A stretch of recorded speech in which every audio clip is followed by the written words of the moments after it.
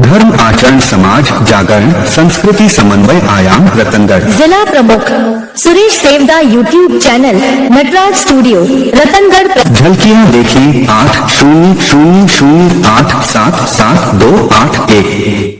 जय जय वाणी माधव भगवान लेटे हनुमान जी महाराज। नाग वासुकी भगवान की जय। गंगा यमुना सरस्वती की जय।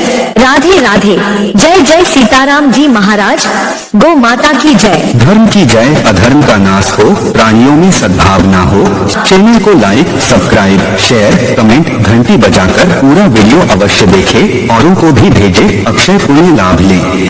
धर्म आचरण समाज जागरण संस्कृति समन्वय आयाम रतनगढ़। जिला प्रमुख Suresh Sevda YouTube channel Nataraj studio Ratangarh. झलकियां देखी 8000877281। जय जय वाणी माधव भगवान लेटे हनुमान जी महाराज। नाग वासुकी भगवान की जय। गंगा यमुना सरस्वती की जय। राधे राधे जय जय सीताराम जी महाराज। गौ माता की जय। धर्म की जय अधर्म का नाश हो, प्राणियों में सद्भावना हो। चैनल को लाइक सब्सक्राइब शेयर कमेंट घंटी बजाकर पूरा वीडियो अवश्य देखें, औरों को भी भेजे, अक्षय पुण्य लाभ लें। धर्म आचरण समाज जागरण संस्कृति समन्वय आयाम रतनगढ़। जिला प्रमुख Suresh Sevda YouTube channel Nataraj studio Ratangarh. झलकियां देखी 8000877281। जय जय वाणी माधव भगवान लेटे हनुमान जी महाराज। नाग वासुकी भगवान की जय। गंगा यमुना सरस्वती की जय। राधे राधे जय जय सीताराम जी महाराज। गौ माता की जय। धर्म की जय अधर्म का नाश हो, प्राणियों में सद्भावना हो। चैनल को लाइक सब्सक्राइब शेयर कमेंट घंटी बजाकर पूरा वीडियो अवश्य देखें, औरों को भी भेजे, अक्षय पुण्य लाभ लें। धर्म आचरण समाज जागरण संस्कृति समन्वय आयाम रतनगढ़। जिला प्रमुख Suresh Sevda YouTube channel Nataraj studio Ratangarh. झलकियां देखी 8000877281। जय जय वाणी माधव भगवान लेटे हनुमान जी महाराज। नाग वासुकी भगवान की जय। गंगा यमुना सरस्वती की जय। राधे राधे जय जय सीताराम जी महाराज। गौ माता की जय। धर्म की जय अधर्म का नाश हो, प्राणियों में सद्भावना हो। चैनल को लाइक सब्सक्राइब शेयर कमेंट घंटी बजाकर पूरा वीडियो अवश्य देखें, औरों को भी भेजे, अक्षय पुण्य लाभ लें। धर्म आचरण समाज जागरण संस्कृति समन्वय आयाम रतनगढ़। जिला प्रमुख Suresh Sevda YouTube channel Nataraj studio Ratangarh. झलकियां देखी 8000877281।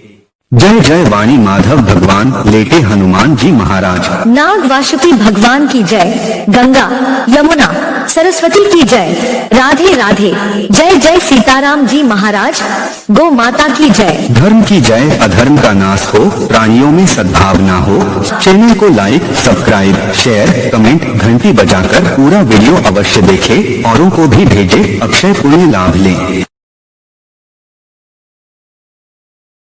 धर्म आचरण समाज जागरण संस्कृति समन्वय आयाम रतनगढ़। जिला प्रमुख Suresh Sevda YouTube channel Nataraj studio Ratangarh. झलकियां देखी 8000।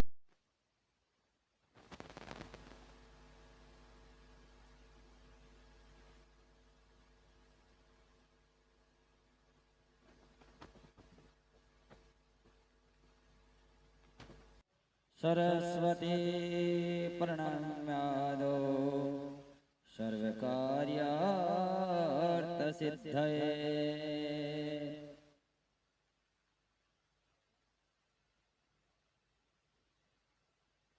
नमो व्रातेभ्यो व्रातवदिवशवो नमो नमो गृहेभ्यो गतवदिवशवो नमो नमो विरूपेभ्यो विश्वरूपे वशवो नमो नमः। ओम पवित्र पवित्रो वा सर्वावस्थां गतो विवा यः स्मरेत् पुंडरीकाक्षं स वैयाभन्तर शुचि।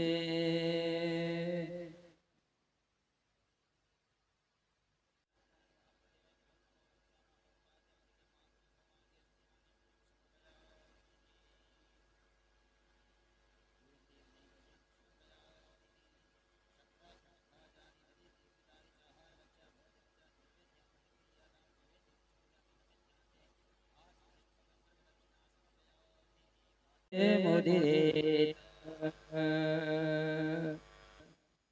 नमो सौन्दाय सहस्रमूर्तये सहस्रपादाय शिरोरुवावहे सहस्रनाम्ने पुरुषाय शाश्वते सहस्रकोटियुगधारिणे नमः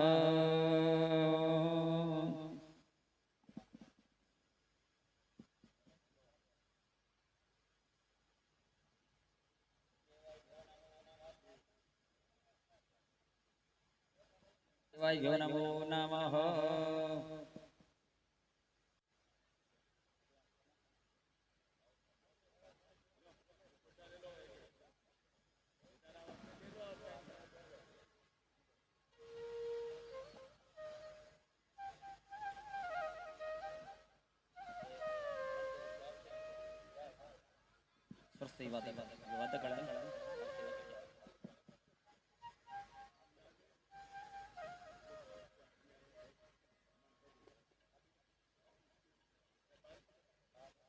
ब्रह्म विष्णु महेश्वर सरस्वती प्रणम्यादो सर्वकार्यार्थसिद्धये कस्तूरीतिलकं ललाटपटले वस्तस्थले कौस्तुभं नास्रागे वरमुक्तिकरकरदे वेणुकरे कङ्गण सर्वाङ्गे हरिचन्दनं सुलितं कण्ठे च मुक्तावले गोपास्त्रिपुरविष्टतो विजयते गोपालचूडामणि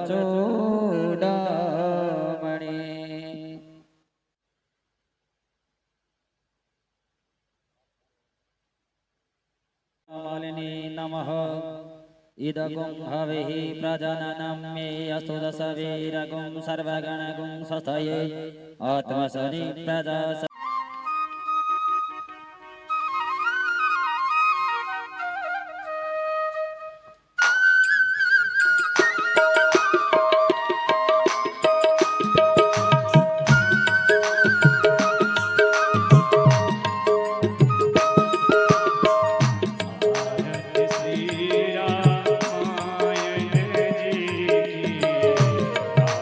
श्री रामायण जी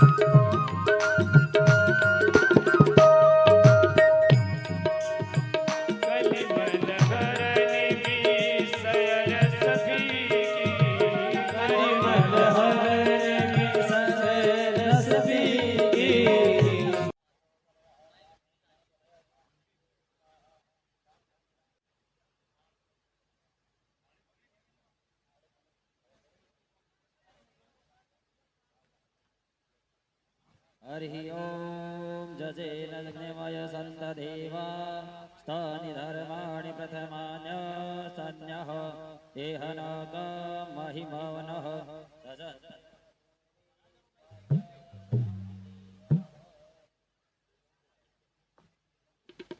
हेलो, जय श्री राम। हेलो, जय श्री राम, जय श्री राम, जय श्री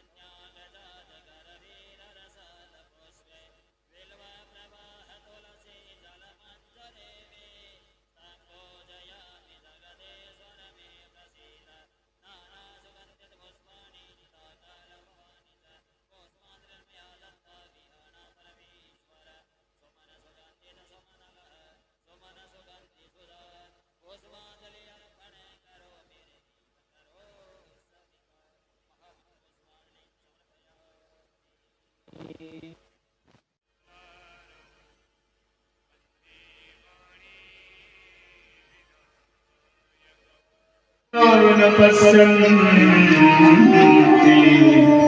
सिद्धाः सन्तः सविस्मरं वन्दे बोधमयं नित्यं गुरुं शङ्कररूपिणं यमाश्रितगीवकरोऽपि चन्द्रः सर्वत्र वन्द्यते।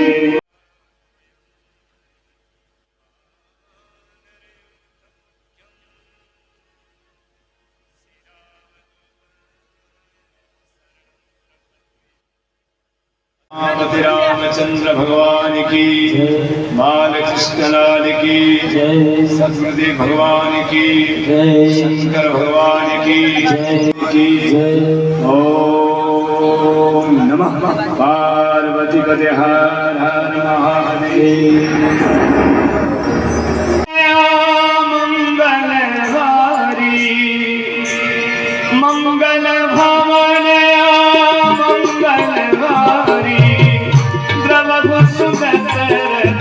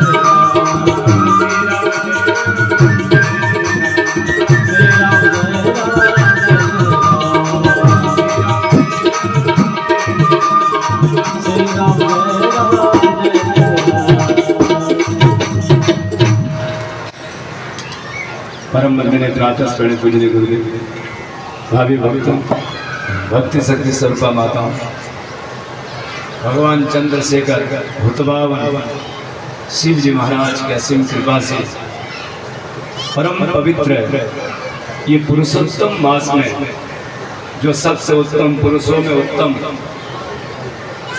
इस महीने में क्या हुआ, जब तब सत्कार्य, कथा श्रवण, कथा गान सब अच्छे हो गए। भगवान ने इस पुरुषोत्तम मास को इसलिए बनाया था, जब हिरण्यकश्यप ने ब्रह्मा जी प्रसन्न हुए, वरदान मांगने के लिए कहा, तो हिरण्यकश्यप ने कहा, महाराज ना मेरी मौत आकाश में हो, ना पाताल में हो, ना स्वर्ग में हो, ना धरती में हो, कोई ना अस्त्र से हो, ना कोई शस्त्र से हो, और ब्रह्मा जी के द्वारा बनाए हुए किसी भी महीने में मेरी मौत ना हो। इस बात का तो सत्य करने के लिए कि भगवान नरसिंह रूप में खंबे को फाड़ करके प्रकट हुए, और उन्होंने जब हिरण्यकश्यप ने कहा कि ब्रह्मा जी के द्वारा बनाए हुए किसी महीने में मेरी मौत ना हो, तब भगवान ने कहा, तुम्हारे लिए मैं स्पेशल महीना बनाया हूँ, ये पुरुषोत्तम महीना, ये 13वां महीना, ये 12वां महीना नहीं, तुम्हारे लिए ही बनाया। और भगवान ने इसी 13वें महीने में भी हिरण्यकश्यप का वध किया था, यानी एक शत्रु पर भगवान ने विजय पाई थी, एक शत्रु को दमन किया था। इसलिए इस महीना को सबसे उत्तम महीना माना गया। इसलिए भगवत कथा के लिए, राम कथा, भागवत कथा, शिव पुराण, शिव अभिषेक, शिवार्चन, ये सब कार्यों के लिए ये महीना सबसे उत्तम माना। तो हम सब लोग आज से लेकर के 11 तारीख तक 9 दिन तक इस राम कथा को गान करेंगे, श्रवण करेंगे। भगवान श्री राम जी महाराज जो पुरुषों से उत्तम है, संसार में एक ही पुरुष है, वो है परमात्मा राम, जो पुरुषों में उत्तम है। ऐसे पुरुषों में उत्तम, यानी इस पुरुषोत्तम मास में हम सब लोग इनकी कथा श्रवण करेंगे। राम मर्यादा पुरुषोत्तम है, और ऐसा प्रसंग आता है कि भगवान ने कहीं पर भी मर्यादा नहीं थी, लेकिन समुद्र के किनारे जब गए थे भगवान, जब उससे रास्ता मांगे, जब उसने रास्ता नहीं दिया, भगवान 3 दिन तक बैठे रहे समुद्र के किनारे के भाई रास्ता दे दे, मान जाए। लेकिन जब उसने सुना नहीं, बिल्कुल जड़ की तरह बैठे रहे, तब भगवान ने लखन से कहा, लाओ धनुष बाण, आज मैं समुद्र को सुखा डाला। आज तक लोगों ने राम की करुणा को देखी है, लेकिन आज राम उस क्रोध को भी देखी। जब भगवान ने क्रोध किया, कब किया, और जब अग्निबाण का समुद्र के ऊपर संधान किया, उसी समय समुद्र में खलबली मचने लगी, जलचर चीज चलने लगी, और दौड़ करके भगवान के सामने आके कहा, महाराज त्यागिमाम त्रागिमाम, मुझे बच पाए। यानी भगवान ऐसी मर्यादा को कभी भी तोड़े नहीं। समुद्र ने जब मर्यादा तोड़ी, जब उसने अनसुनी कर दी भगवान की बातों को, तब भगवान राम को धनुष बाण उठाना पड़ा। रावण को बार बार समझाने के बाद भी जब रावण नहीं माना, मर्यादा तोड़ी, और एक स्त्री का उसने अपहरण जब किया, तब उसको मारने पर भगवान मजबूर हो गए। तो भगवान राम ने कभी भी मर्यादा नहीं तोड़ी। तो राम की इस विशद चरित्र को, हम इस पवित्र चरित्र को, जिसको सुनने से, गान करने से मन पवित्र हो जाता है, श्रवण करने से कि जन्म जन्मांतर के पाप तत्क्षण जल करके भस्म हो जाते हैं। राम सभी लोग जानते हैं राम कथा क्या है। राम कथा किसको कहते हैं? राम कथा आखिर है क्या? रामायण है क्या? सभी कहते हैं रामायण रामायण रामायण, लेकिन रामायण है क्या? गोस्वामी तुलसीदास जी महाराज ने रामायण इसका नाम नहीं रखा। रामायण मतलब राम के यन, यानी राम के भवन मंदिर, यानी राम के भवन मंदिर में जाना हो तो शुद्धता पवित्रता जरूरी है। रामायण के लिए संत कहते हैं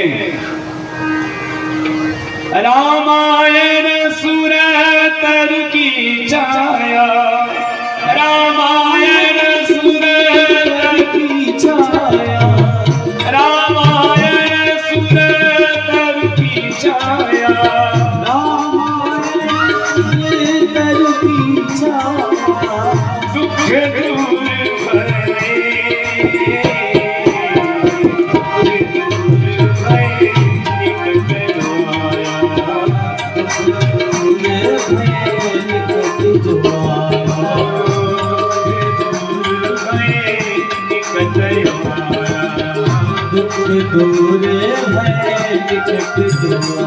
रामायण सूर तरु की छाया। रामायण को सूर मतलब तरु, सूर मतलब देवता, तरु मतलब वृक्ष, यानी रामायण को कल्पवृक्ष की छाया बताया। रामायण को कल्पवृक्ष की छाया, ये कल्पवृक्ष के बारे में सुना है। देवलोक में, स्वर्गलोक में इंद्र के पास है, उसके निकट जाने से गरीबी दूर जाते, हर संकल्प सिद्ध हो जाते हैं। सुना है, देखा नहीं है। सुने कि कल्पवृक्ष है, देखा नहीं है, लेकिन रामायण ये चलता फिरता कल्पवृक्ष है। इसके निकट जो भी आया दुख दूर भय निकट आया, इसके निकट जो भी आया उसके दुखों का अंत हो। रामायण कल्पवृक्ष है। और आप सबको पता है, वृक्ष अगर हो तो जैसे वृक्ष में जड़ें होती है, थड़ भाग होता है, शाखाएं होती है, पत्र होते हैं, पुष्प होते हैं, फल होते हैं, और फल में रस होता है। यानी जो रामायण में भी कल्पवृक्ष है, इस कल्पवृक्ष की जो जड़ है वो बालकांड है। यानी आप जैसे वृक्ष की जड़ को देखेंगे, अगर उसको आप खोजने की कोशिश करेंगे, खोदेंगे तो उसका कोई अंत नहीं पा पाता। जड़ें गहराई तब तक चली जाती है, अंत कोई नहीं पा पाता। वैसे की जो रामचरित्र मानस में बाल काल की कथा है, इसका कोई आज तक अंत नहीं पाता। नए नए प्रसंग सुनने को मिलते हैं। इसके आगे बढ़ेंगे तो जो वृक्ष का थोड़ा सा मोटा भाग होता है वो थड़ भाग होता है, यानी जरा सा भी इधर उधर डोलना नहीं है, हिलना नहीं है। ऐसे ही अयोध्या कांड को एक थड़ भाग बताया गया। तो अयोध्या कांड में भी एक सिद्धांत है, कैसे वृक्ष की तरह अटल स्वभाव है।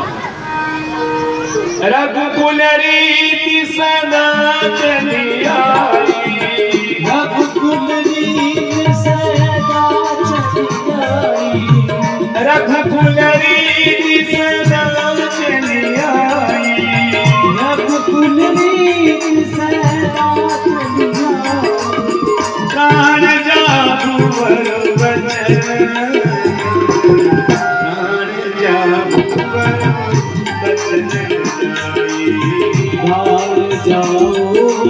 बचन रघुवंश में ये रिवाज है, रघुवंश में एक अटल स्वभाव है, वृक्ष की तरह अटल स्वभाव है कि रघुवंशी कभी भी अपने वचन को झूठे नहीं होने देते, कभी भी अपने वचन को झूठे होने ही नहीं देते। इसीलिए रघुवंश को ये प्रतिज्ञा है, प्रण है कि कभी भी उनका वचन झूठा नहीं होगा। ये रघुवंश रघु राजा हुए, वो भी अपने वचन के पक्के थे। दिलीप हुए, भगीरथ हुए, दशरथ जी वाला सब जितने भी हुए अपने वचन से इधर उधर नहीं। इस शिवी महात्मा को देखिए जरा सा, एक कबूतर आया और बाज पीछे पड़ा है, और ये बाज कोई और नहीं है, स्वयं इंद्र पीछे पड़े।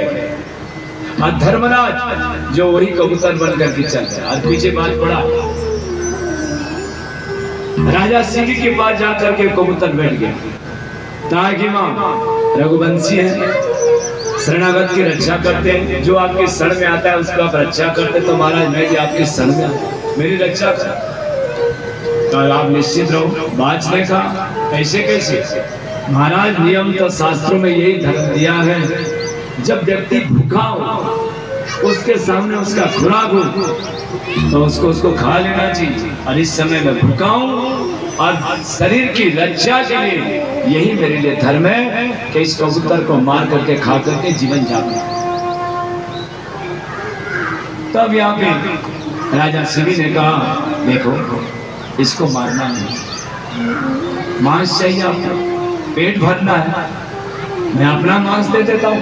इस कबूतर के बराबर मैं मांस तोल करके आपको दे देता हूँ, ठीक है दीजिए। तो उसी समय उन्होंने आपने एक पैर काट दिया, दाहिने पैर को काट करके रख दिया। लेकिन कबूतर भी कोई साधारण नहीं, धर्मराज थे, वो भारी था। दूसरे पैर को काट करके रख दिया तो भी नहीं हुआ, कोई फर्क ही नहीं पड़ा। तब अपने बाएं भुजा को काट करके रख दिया तो भी कोई फर्क नहीं पड़ा। अब क्या काटा, अपने शरीर को लेकर के जैसे ही तराई पर रखा, उसी समय धर्मराजा इंद्र प्रकट हो गए। धन्य वो शिवी जो धर्म की रक्षा के लिए आपने आज अपने प्राणों का बलिदान किया। यानी ऐसे वंश है रघुवंशी जहाँ पे सदैव सत्य की रक्षा होती है, धर्म की रक्षा होती है। धर्म के लिए और अपने वचन के लिए कभी भी इधर उधर प्राण दे सकते हैं, और कभी वचन से इधर उधर नहीं हो सकते। रघुवंश में ये अटल प्रतिज्ञा है, अपने वचन से इधर उधर नहीं। आगे बढ़ेंगे, शाखाएं हैं, वृक्ष में शाखाएं। आप देखेंगे अरण्य कांड को शाखा बताया गया।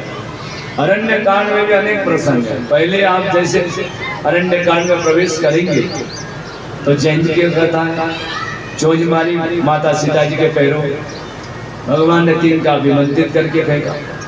फिर भगवान की शरण में जब आया तो भगवान ने उसके एक आंख फोड़ करके छोड़, मौत के लायक था, फिर भी भगवान ने दया करके छोड़। इसके बाद आगे अलग अलग प्रसंग है। कभी सर्वम ऋषि की कथा, कभी मतंग ऋषि की कथा, और कभी सबरी नवदा भक्ति की कथा। ऐसे अलग अलग कथाओं को लेते हुए, यानी जैसे शाखाएं अलग अलग निकल पड़ते, वैसे ही अरण्य कांड में भी अलग अलग प्रसंग है। और इससे आगे बढ़ेंगे, पत्र है, वृक्ष में पत्र होते हैं। पत्र यानी वृक्ष में अनेक पत्र होते हैं, तो ये किष्किंध्या कांड है, पत्र की तरह बिल्कुल किष्किंध्या कांड है। और आगे बढ़ेंगे, सुंदर कांड है, यानी जो फूल है, वृक्ष के जो फूल है वो सुंदर कांड है। आप सुंदर कांड को फूल क्यों बताया? इसीलिए बताया, फूलों में सुगंधी भी होती है और सुंदरता भी होती है। इसीलिए लोग फूल को तोड़ करके पैरों में नहीं, भगवान के मस्तक पर चढ़ा देते, देवताओं के मस्तक पर चढ़ा देते। ऐसे सुंदर कांड को फूल बता करके गोस्वामी जी महाराज ये कहना चाहते हैं कि ये पुष्प यानी ये सुंदर कांड, ये सुंदर है, भूधर सुंदर है। सुंदर कांड में भी लिखा है, हनुमान जी महाराज जब लंका की तरफ बढ़े तो इस सुंदर नाम के पहाड़ के ऊपर पैर रख करके यात्रा शुरू की थी, इसीलिए इसका नाम सुंदर कांड था। कुछ भी हो तो अद्भुत चरित्र है, एक तरफ सीता और एक तरफ राम, ऐसे अद्भुत चरित्र है। राम कथा सुंदर करतारी, राम कथा सुंदर करतारी, राम कथा सुंदर करतारी, राम कथा सुंदर करतारी। संशय विगत उड़ाम निभारी, संशय विगत राम कथा सुंदर करतारी, राम कथा सुंदर करतारी। राम कथा ये सुंदर करतारी है, जो अद्भुत प्रसंग, एक तरफ राम एक तरफ सीता और बीच में हनुमान जी महाराज। इन दोनों का मिलन हनुमान जी महाराज कराएंगे। इसलिए इस अद्भुत स्वरूप ऐसे अद्भुत चरित्र को सुंदर कांड बताया गया, क्योंकि सुंदर चरित्रों से सुंदर कांड बना हुआ है। बिल्कुल फूलों की तरह शुभ्र सुंदर सुगंधी। आगे लंका कांड है, फल फल फल मतलब लंका में तो बहुत सारे राक्षस मारे गए थे, तो क्या कोई मरना कोई फल होता है? अगर देखा जाए रामचरितमानस में भगवान ने जिन जिन राक्षसों को मारा, जो जो भगवान के हाथों से मारे गए, उन सबको मुक्ति मिली। बाली जैसे आतताई को भी भगवान ने अपने हाथों से जब मारे, उसको भी मुक्ति दी। यानी जीवन का अर्थ ही है मुक्ति। ये मानव शरीर से ही मुक्ति मिलती है और शरीर से नहीं, क्योंकि भगवत चिंतन भजन धर्म कार्य ये सब मानव शरीर से ही संपन्न होते हैं और किसी शरीर से नहीं। गधा है, डोंकी जिसको कहते हैं, और वही डोंकी गधा, उसको कहोगे थोड़ा ले माला फेर दे, राम नाम थोड़ा सा जाप कर ले, गधा जाप करेगा? क्यों अपने आवाज लगाएगा? कहने का मतलब है गधा का काम माला जाप करना नहीं है, उसको सामान ढोना उसका काम है। उसको भगवान ने कर्म के अनुसार गधा बनाया, बुद्धि नहीं दी है, घोड़ा बनाया है। कितने पशु आप गिनती करो, 84 लाख योनि है, लेकिन बुद्धि भगवान ने किसी को नहीं दी। बुद्धि तो केवल मानव को। इसीलिए गीता में भगवान कृष्ण कहते हैं तेषां सतत एकतानां भजतां प्रीतिपूर्वकं यदा विबुद्धि युगं तम माम उपयान्ति। भगवान कृष्ण कहते हैं अर्जुन, जो सतत मेरा चिंतन करता है, जो सतत मेरा पूजन करता है, पाठ करता है, भजन करता है, उसको मैं बुद्धि योग देता हूँ। बुद्धि सभी के पास है, लेकिन निर्मल बुद्धि भगवान के द्वारा जो दी हुई बुद्धि होती है, जिससे हम भगवान के भजन कर सकें, नाम जाप कर सकें, वो तो केवल भगवान के द्वारा दी हुई बुद्धि से ही संपन्न हो सकता है। संभव भी उसी से ही है और किसी से नहीं। बुद्धि सात्विक होना चाहिए। जब हम अच्छा अन्न खाएंगे, सत्य अन्न खाएंगे, सात्विक अन्न खाएंगे, तभी बुद्धि सही रहेगी। और जैसे कुंभकर्ण की तरह अन्न खाएंगे, कुंभकर्ण जब रावण ने जगाया कुंभकर्ण को कि भाई कुंभकर्ण को जगाना जरूरी है, कुंभकर्ण जागते ही तुरंत उसने आकर के रावण से कहा, क्यों जगाया गया आपको पता नहीं है? 6 महीने तक मुझे सोने का वरदान दिया ब्रह्मा जी ने, क्यों जगाया गया 6 महीने से पहले? बताइए। कहा आफत आई है, हमारी आधी सेना मारी जा चुकी है। आधी सेना मारी जाए, कारण क्या है? कारण ये कि मैं सीता को हरण करके ले आया हूँ और राम सुग्रीव को लेकर के, वानर सेना को लेकर के लंका के ऊपर चढ़ाई कर दी है। हमारी आधी सेना मारी जा चुकी है, तुम्हारी मदद चाहिए कुंभकर्ण। तब गुस्से में आकर के कुंभकर्ण, भैया जगदम्बा हरियाणी अवसर चाहत कल्याण, जगत की माता को चुरा करके कल्याण चाहते हो, ये दुर्बुद्धि आपके अंदर कैसे आ गई? आपको पता नहीं है कि जगत की माता है सीता? राम से हमारी कोई शत्रुता नहीं थी, फिर आपने क्यों सीता को हरण किया? रावण ने देखा ये तो सतोगुणी वृत्ति वाला है, सच की बात करता है। तब रावण ने कहा खिलाओ पिलाओ। तब कोई रसगुल्ले नहीं खिलाए थे भाई, कोई गुलाब जामुन नहीं खिलाए थे, कोई गाय का दूध नहीं खिलाया था, तो मांस खिलाया, शराब पिलाया। बुद्धि भ्रमित हो गई। तुरंत जाकर के रावण से कहा भैया या तो दोनों राजकुमार या तो फिर कुंभकर्ण। ये कुछ देर पहले कहता था कि सीता को लौटा, तो अब कह रहा है कि आप या राम या तो फिर कुंभकर्ण। ये खान पान का जब तक खाया पिया नहीं था बुद्धि सही थी, लेकिन गलत खान पान करने के बाद इसकी बुद्धि सड़ गई। आहार शुद्ध सप्तर शुद्ध सप्तर शुद्ध घृवास्मृति, जिसका आहार शुद्ध होगा उसी का ही मन शुद्ध रहेगा, वही भगवान का भजन कर सकता है। जिसका आहार ही शुद्ध नहीं है तो वो भला भगवान का चिंतन भजन कैसे कर सकता है? इसीलिए आहार शुद्ध होना बहुत जरूरी है। मन को अगर शुद्ध करना है, आहार शुद्धि जरूरी है।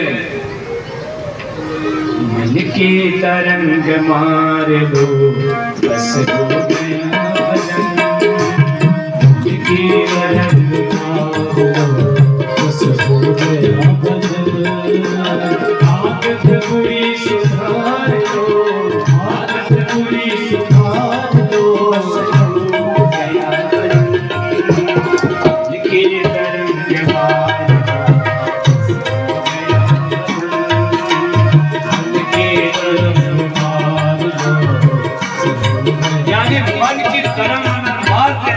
तरंगों को मारना जरूरी है।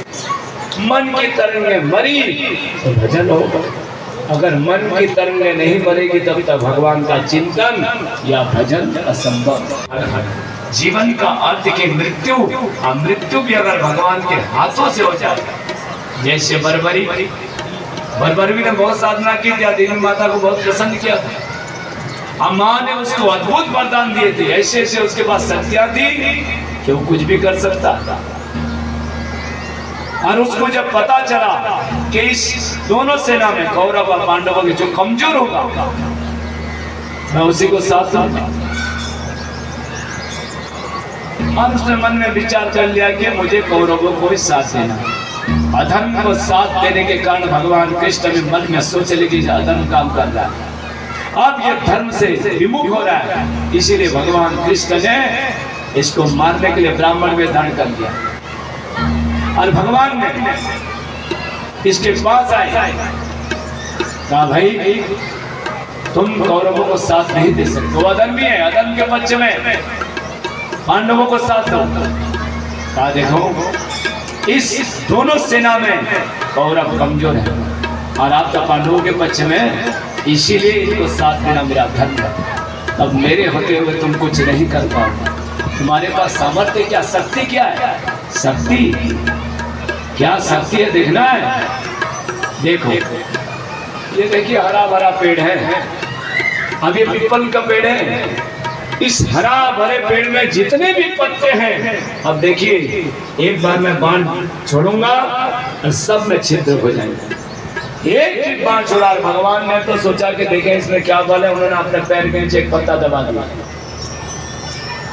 और जब बाण छोड़ा तो देखा सारे पत्तों में छिद्र है। और भगवान कृष्ण ने अपने पैर को हटा करके देखा तो उस पत्ते में भी छिद्र हो गया। देख लिया भगवान, तो आप सोच लीजिए, यानी एक ही बाण से ये जितने भी पांडव सेना दिख रहे हैं बिल्कुल पत्ते की तरह सब गिर जाएंगे। भगवान कृष्ण ने कहा ये पांडव नहीं, ये धर्म के पक्ष में, और जो धर्म के साथ रहते हैं उसके साथ मैं रहता हूँ, इसीलिए तुम इनका कुछ नहीं बिगाड़ सकते। इसीलिए भगवान ने तुरंत सुदर्शन चक्र निकाला, छोड़ा और बर्बरी का सर कट दिया।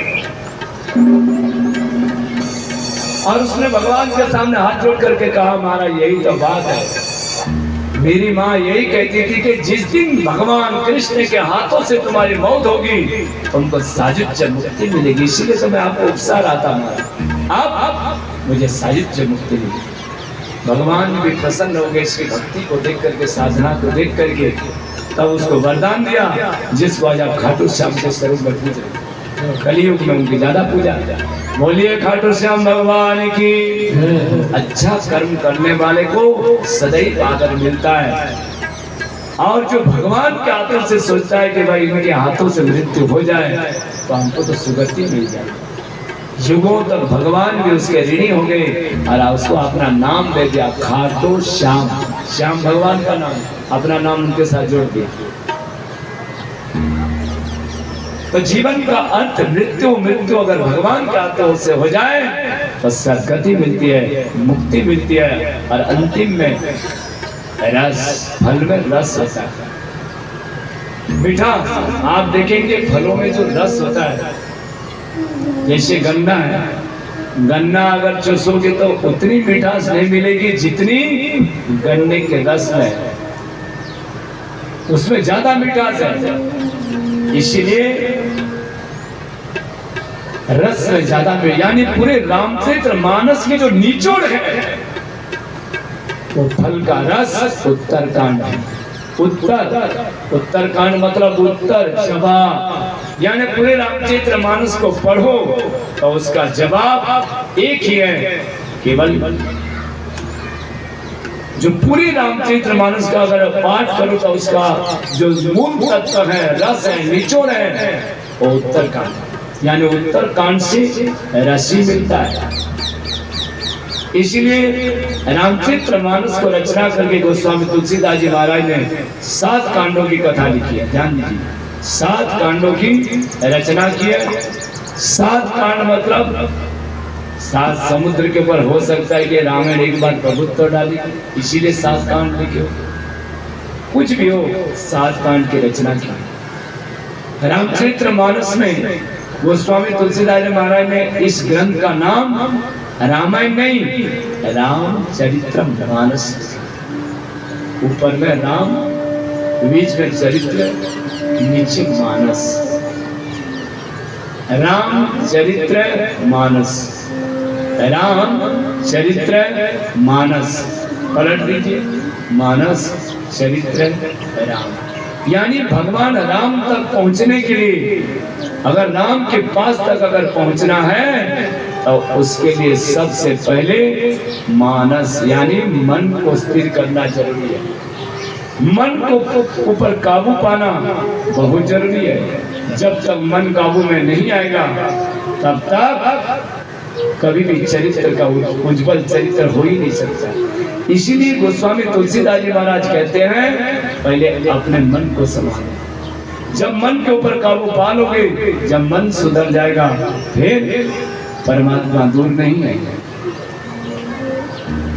तो मन के ऊपर काबू पाना बहुत जरूरी है।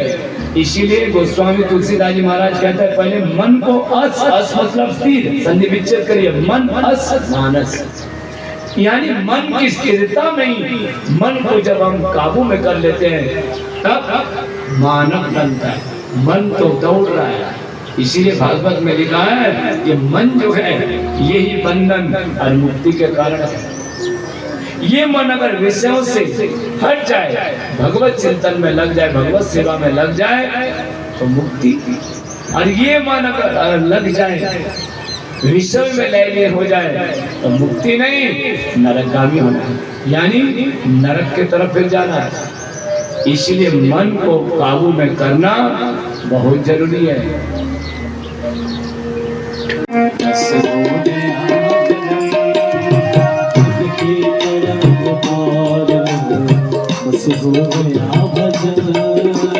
आदत बुरी सुधार लो, आदत बुरी सुधार लो, बस हो गया की तरंग मार, की तरंग मन की तरंग को मारना जरूरी है। पहले मन को बस में करो। जब मन काबू में, मन को कैसे बस करें?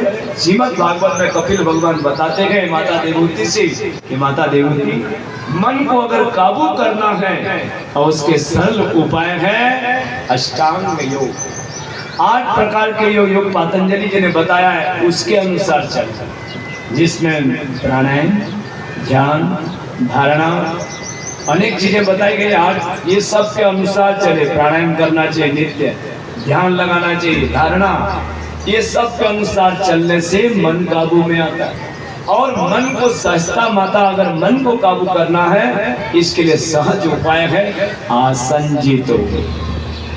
आसन को जीतना चाहिए। आसन मतलब जिस जगह पर आप बैठे हो, एक आसन में जैसे बैठो, कितने देर तक एक आसन में आप बैठ सकते? एक आसन में कितने घंटे, 1 घंटे, 2 घंटे, 3 घंटे, कितने देर तक आप बैठ सकते? यानी आसन को जितना हो तो सबसे पहले कितने देर तक हम बैठ सकते हैं उसको करें। 1 घंटा अगर हम बैठते हैं तो कुछ तो मन को जीत ली, 2 घंटे बैठते हैं तो कुछ और जीत ली, 3 घंटे बैठते हैं तो मन को और ज्यादा जीत ली। अगर 4-4, 5-5, 6-6, 7-7 घंटे अगर आदमी एक आसन पर, जैसे कथा में आप आते हैं, अब मान लीजिए सुबह 9 बजे से 1 बजे तक कथा है, 4-4 घंटे आदमी बैठे, उठना पड़ता है, कोई तो उठ जाते हैं, नहीं बैठ पाते। लेकिन अगर 4 घंटे तक एक आसन पर बैठ करके अगर उस कथा सुनता है, यानी उसने मन को जीत लिया। और जिसने मन को जीत लिया, आसन को जीत लिया, जैसे आसन में बैठने का क्रम आपका हो गया 4-4 घंटे, तो आप मन को जीत लिए। और जो मन को जीत लिया फिर परमात्मा को जीतने में कितना समय लगता? क्यों?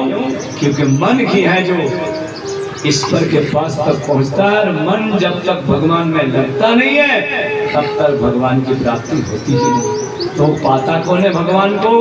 निर्मल मन जन सो मोहि पाया।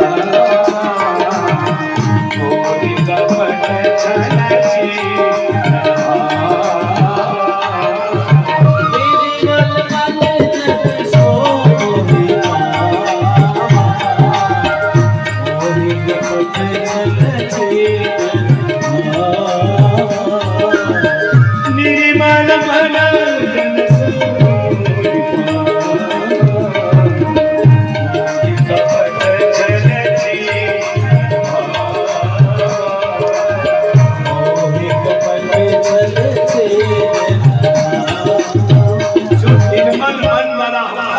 भगवान को पाता है। मन में कपट हो, छल हो तो भगवान को कैसे पाएगा? भगवत चिंतन में हर समय मन की शुद्धि बहुत जरूरी है। मन जब शुद्ध हो गया, पवित्र हो गया, फिर भगवान दूर नहीं है। इसीलिए तो कबीर साहब जी महाराज कहते हैं, पाछे पाछे हरि फिरत है। भगवान जो है पीछे पीछे दौड़ते हैं। मन निर्मल भया जैसी गंगा नीर, मन निर्मल भया जैसे गंगा नीर, पाछे पाछे हरि फिरत है। कहता कबीर कबीर, कबीर साहब जी महाराज कहते हैं, जब गंगा जी का मन निर्मल हो गया, भगवान पीछे दौड़ते हैं। आपको भगवान के पीछे दौड़ने की जरूरत नहीं है, वो स्वयं ही आपके पीछे दौड़ेंगे। इसीलिए नरसिंह मेहता, मीराबाई, तुकाराम, गोस्वामी तुलसीदास जी महाराज, सूरदास जी महाराज, इनके पीछे भगवान क्यों पड़े? अरे आप सूरदास जी को जरा देखो तो, सूरदास जी महाराज दोनों आंख से अंधे थे, लेकिन जब बांके बिहारी मंदिर में जाते थे, जैसा श्रृंगार हुआ होता था वैसे ही अंधे आंख से बताते थे। पुजारी लोग भी हैरान मान जाते थे कि देखो तो, जो रोज देख रहा है भगवान का श्रृंगार दोनों आंख से, वो भी नहीं बोल सकता, बता नहीं सकता। ये दोनों आंख से अंधे पूरे वर्णन कर। एक दिन तो पुजारियों ने क्या किया, आज देखते इनकी परीक्षा ले। भगवान बांके बिहारी को आज पुजारियों ने निर्वस्त्र कर दिया। देखते आज कैसे वर्णन करते। जब सूरदास जी महाराज आए, आकर के भगवान के श्री चरणों में प्रणाम किया। पुजारियों ने पूछा, महाराज आज भगवान कैसे लग रहे हैं? आज कैसे श्रृंगार है? कैसे श्रृंगार है? आज हरिम देखम नंगम नंगा, आज हरिम देखम नंगम नंगा। आज भगवान बिल्कुल निर्वस्त्र हैं, नंगे हैं। अच्छा कैसे लग रहे हैं? उड़त तरंगा, तरंगे उड़ रही है, सुंदरता चारों तरफ फैल रही है, और गले में मोतियन की माला, गले में मोतियन की माला भगवान पहने हुए।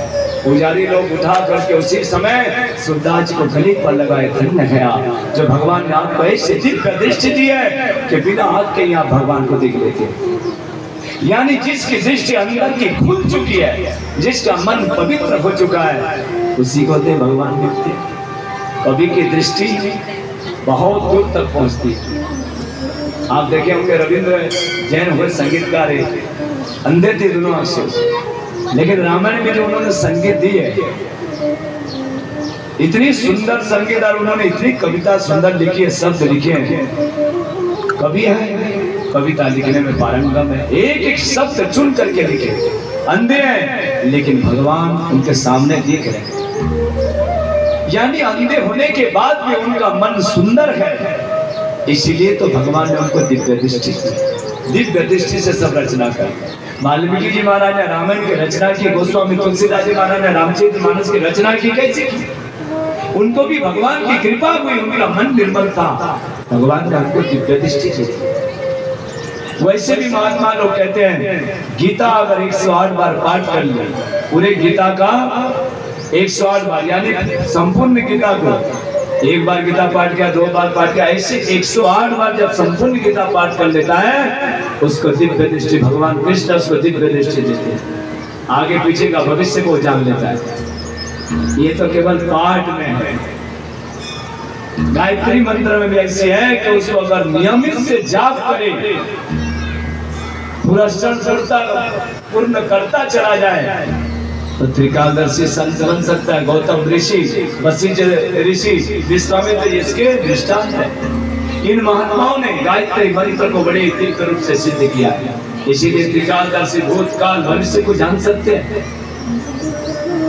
यानी जब मन निर्मल करके हम भगवान को भजते गए, तभी तो भगवान की प्राप्ति होती है। भगवान को अगर पाना है तो निर्मल मन से ही पाया जा सकता। भक्त सालवीर को देखो, भक्त सालवीर उसको जरा देखिए तो भक्त सालवीर का जन्म कैसे हुआ?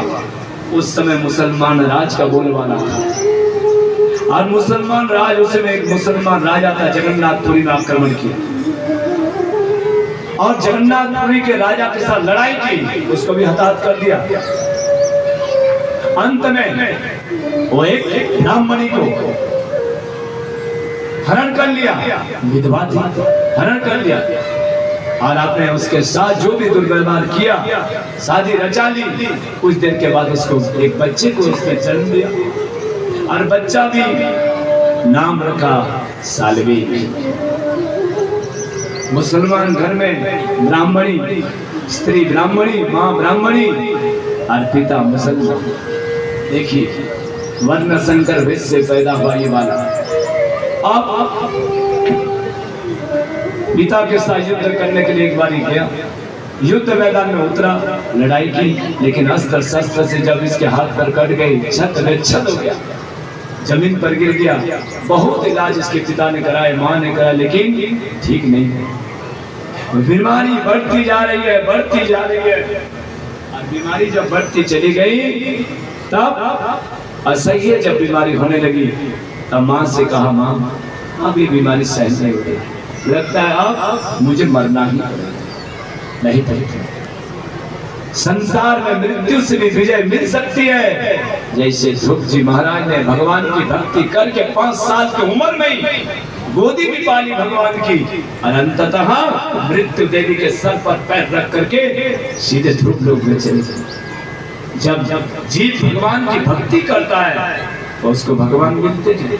तू भी भक्ति कर, चल नहीं सकता, फिर नहीं सकता है, लेकिन जगन्नाथ भगवान का चिंतन भक्ति तो कर सकता है, मन से उनका नाम तो जाप कर सकता है।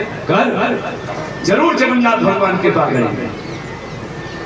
माँ की बात को ध्यान में रख करके उसने भगवान का चिंतन करना शुरू किया। जय जगन्नाथ, जय जगन्नाथ करता भगवान के चिंतन में हर समय उनको मन से स्नान कराता, वस्त्र चढ़ाता, नैवेद्य चढ़ाता।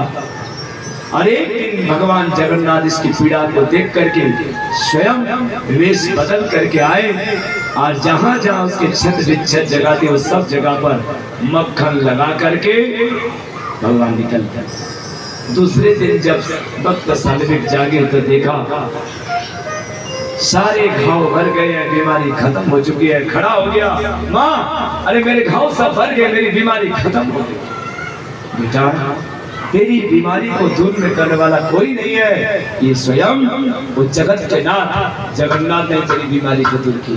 तू जा उसके शरण में जा, उनका भजन कर। मुसलमान है, गैर हिंदुओं को वहां प्रवेश वर्जित है, जगन्नाथ मंदिर में जा नहीं सकते हैं, तो ये दूर में गिर अपने जगन्नाथ जी के चिंतन भजन कर।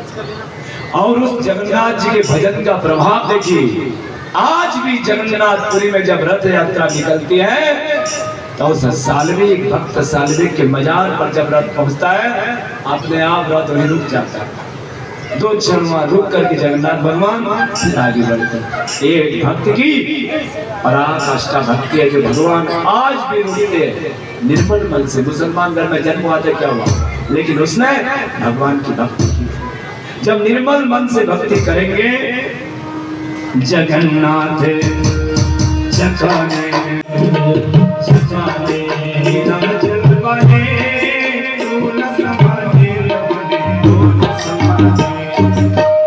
संभाले तो हमें दूध संभाले, मेरी नैया तो अब तेरे हवाले, वो मेरी नैया तो अब तेरे हवाले, मेरी नैया तो अब तेरे हवाले, वो मेरी नैया तो अब तेरे हवाले। अरे तू न संभाले तो हमें कौन संभाले, अरे तू न संभाले तो हमें कौन संभाले। जगन्नाथ छठाले नीलाचल वाले, तू न संभाले तो कौन संभाले, तू न संभाले तो हमें कौन संभाले।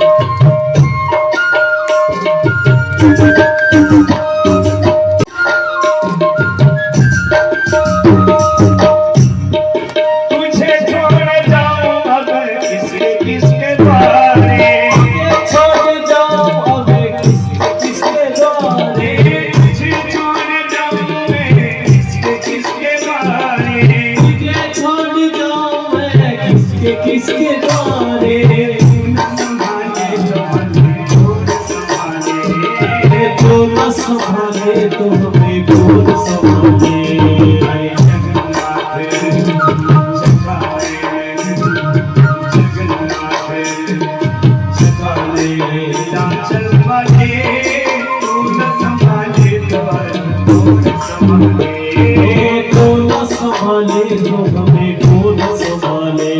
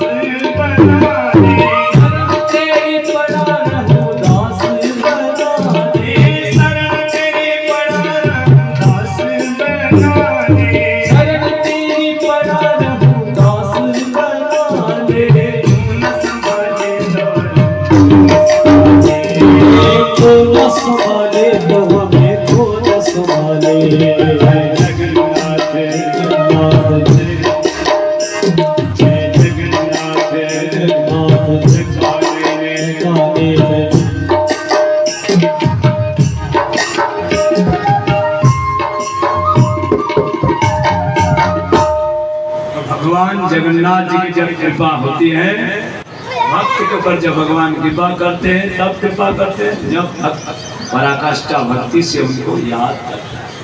यानी भगवान तभी कृपा करते हैं जब उसकी शरण को सक्रदेव प्रपन्नाय तवास्मृति जाचति अवयम सर्वभूति व्रतम मम। वाल्मीकि रामायण में स्वयं भगवान कह रहे हैं कि जो मेरी शरण में आ जाता है उसकी मैं स्वयं रक्षा करता हूँ, उसको निर्भय प्रदान करता हूँ। तो भगवान की शरण में जाना ही तो अच्छा है। तो गोस्वामी तुलसीदास जी महाराज कहते हैं मन को निर्मल कर, जब मन निर्मल होगा तब मानव बनेगा, और जब मानव बनेगा तब दूसरा सोपान चरित्र। चरित्र उज्जवल होना बहुत जरूरी है। चरित्र में अगर एक बार छिद्र हो जाए, जैसे घड़ा है सुवर्ण के घोड़ा, मान लीजिए सोने का कोई घड़ा, और उस सोने के घड़ा में अगर छिद्र हो जाए तो पानी डालो निकल जाएगा। पात्रता के दृष्टि में उसको अगर देखो, पात्र के दृष्टि में अगर उसको धातु के स्वरूप में बेचोगे, लाखों करोड़ों के स्वरूप में बाजार में बेच सकते हो, लेकिन पात्रता की दृष्टि में उसमें कमी आ गई क्योंकि उसमें छिद्र हो गया है। वैसे ही जब जीवन चरित्र में छिद्र हो जाता है, जब जीवन चरित्र में दाग लग जाता है, फिर वो समर्थवान कभी रह ही नहीं सकता। इसलिए समर्थवान वो है जो समर्थ कहूं नहीं दूसरे साई समरत करो निर्दोष गोसाई रवि पावक सुर सर की नाई रवि पावक सुर सर की नाई रवि पावक सुर सर की नाई रवि पावक सुर सर की नाई समरत करो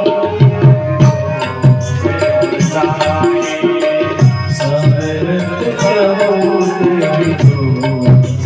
समर्पण वो है जिसके अंदर एक भी दोष नहीं है, अवगुण नहीं है।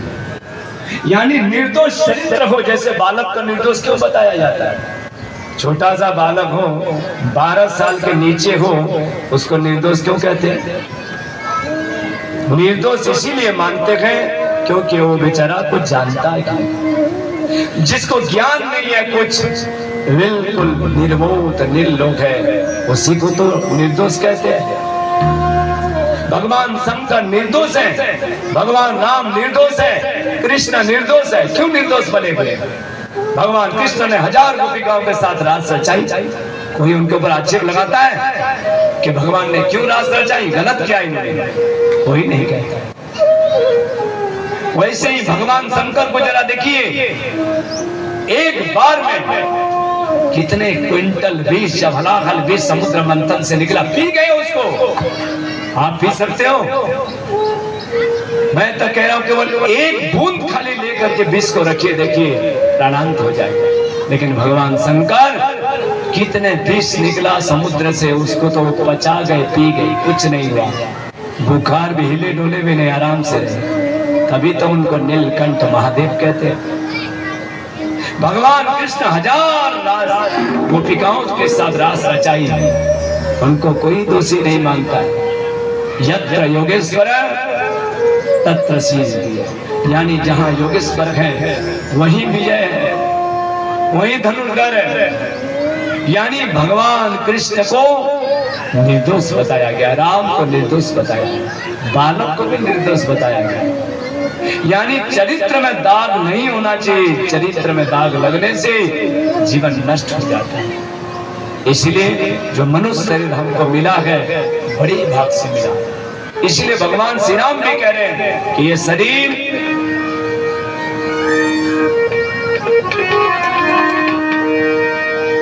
बड़े भाग मनुष्य तन पावा, सुर दुर्लभ सब ग्रंथ गावा, सुर दुर्लभ सब ग्रंथ गावा।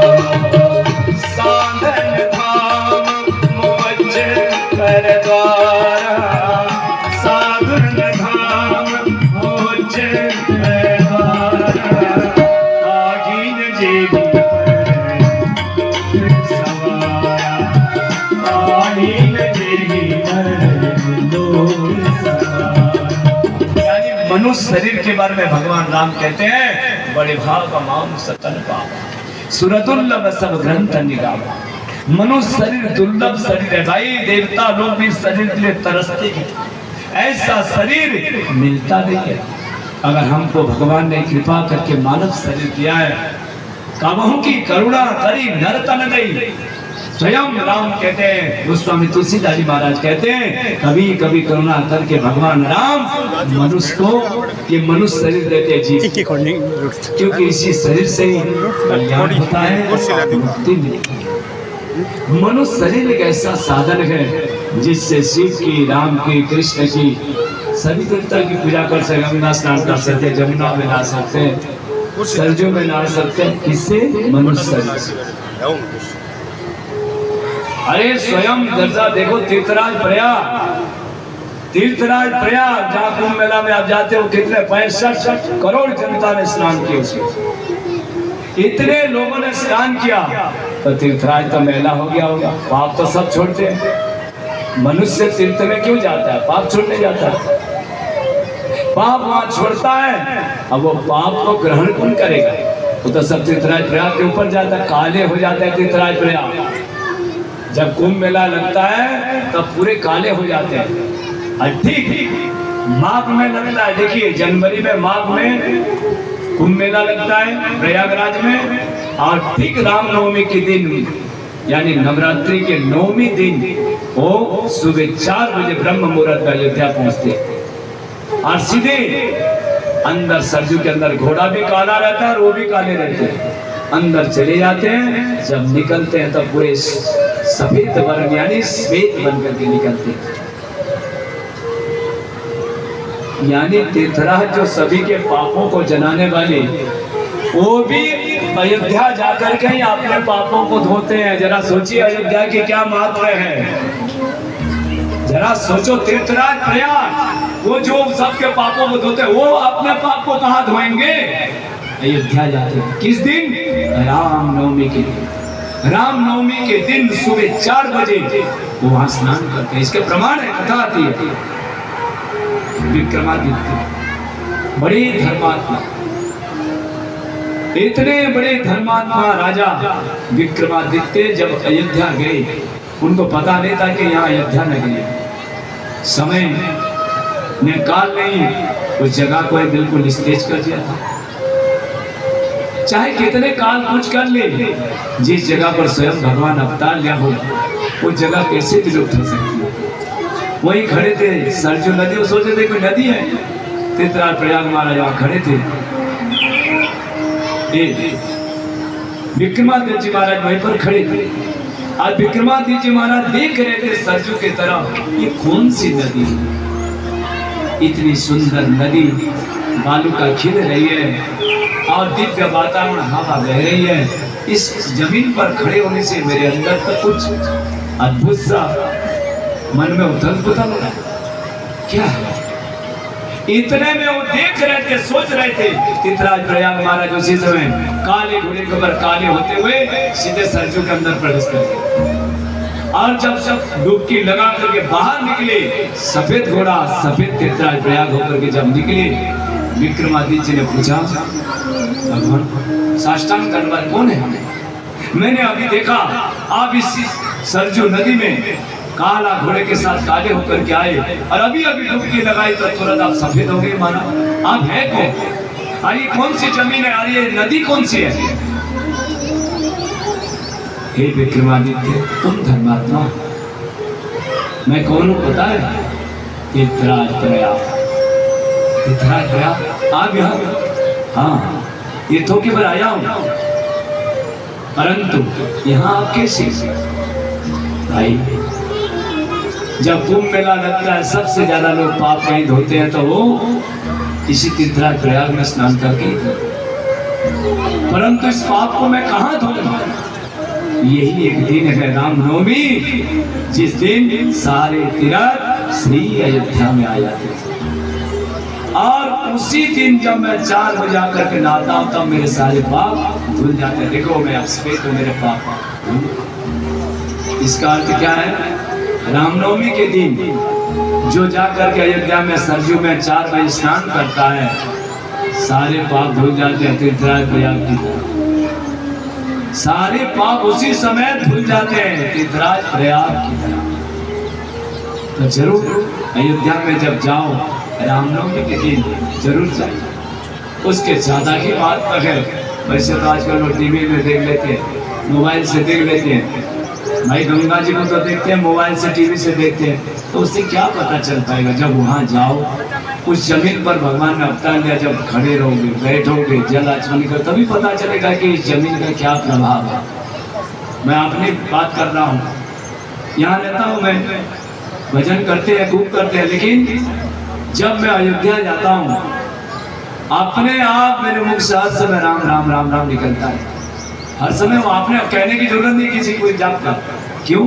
क्योंकि वो जमीन का प्रभाव, वो भगवान राम की जमीन है, धर्म की भूमि है। स्वयं राम विग्रहवन का धर्म, वो तो साक्षात धर्म की मूर्ति है। जब उस जमीन पर आदमी पहुंचता है, सारे पाप उसी क्षण धुल जाते हैं, और जैसे स्नान करता है मन पवित्र हो जाता है, भगवत चिंतन। आज भी वहां जाओ, देखो कितने महात्मा रहते, बहुत महात्मा हमारे रहते हैं। और कुछ महात्मा तो ऐसे हैं जो अयोध्या छोड़ करके कभी जाते ही नहीं, वही रहते।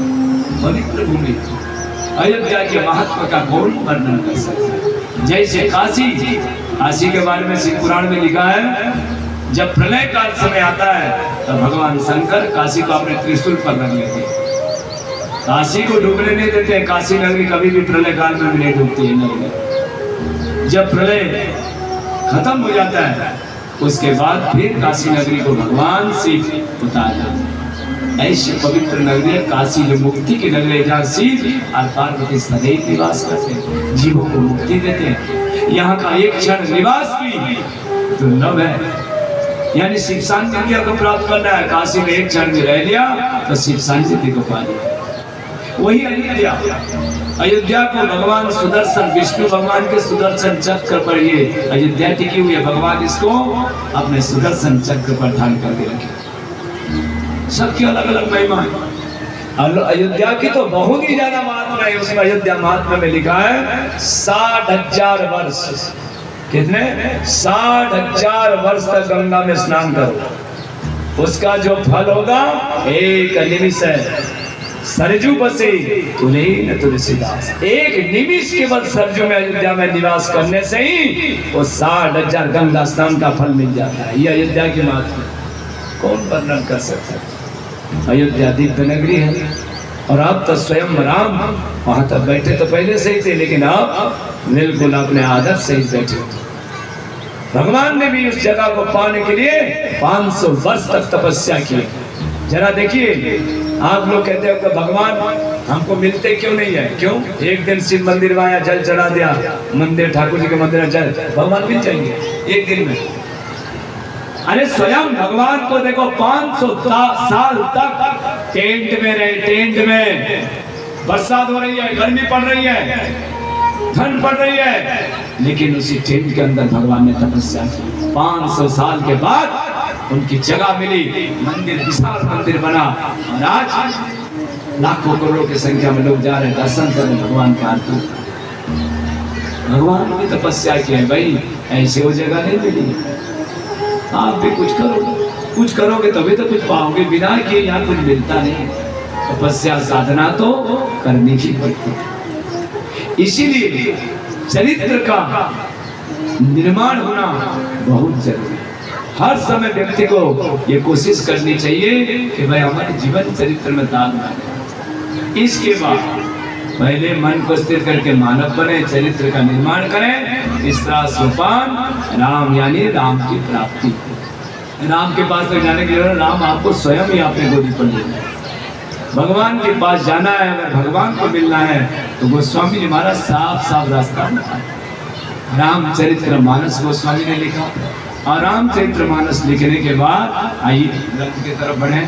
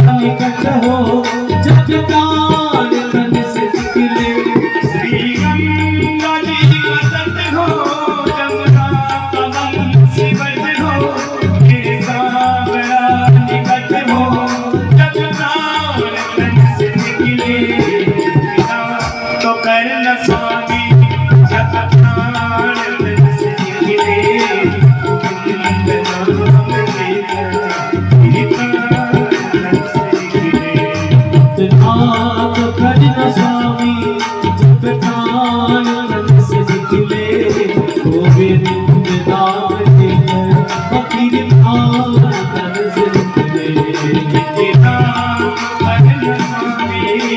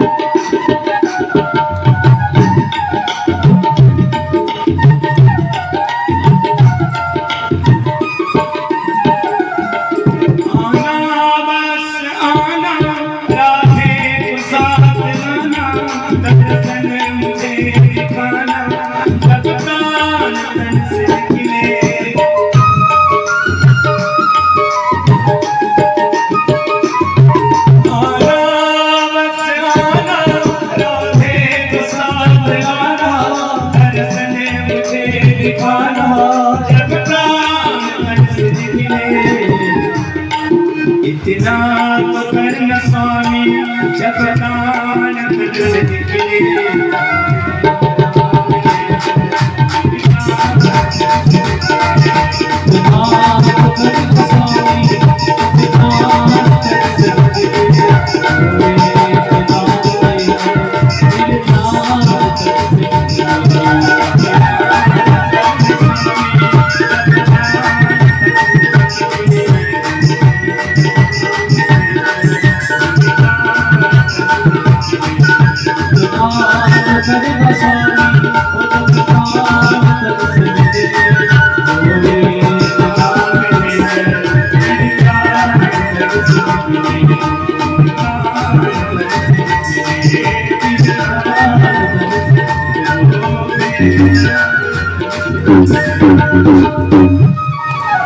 बोलिए रामचंद्र भगवान की उमापति महादेव की रमापति रामचंद्र भगवान की बालकृष्ण लाल की सदगुरुदेव भगवान की यज्ञनाथ भगवान की ओम नमः पार्वतीपते हर हर महादेव। आज प्रथम दिन की कथा थी जिसमें रामचरितमानस के महात्मा को लेते हुए वर्णन किया गया।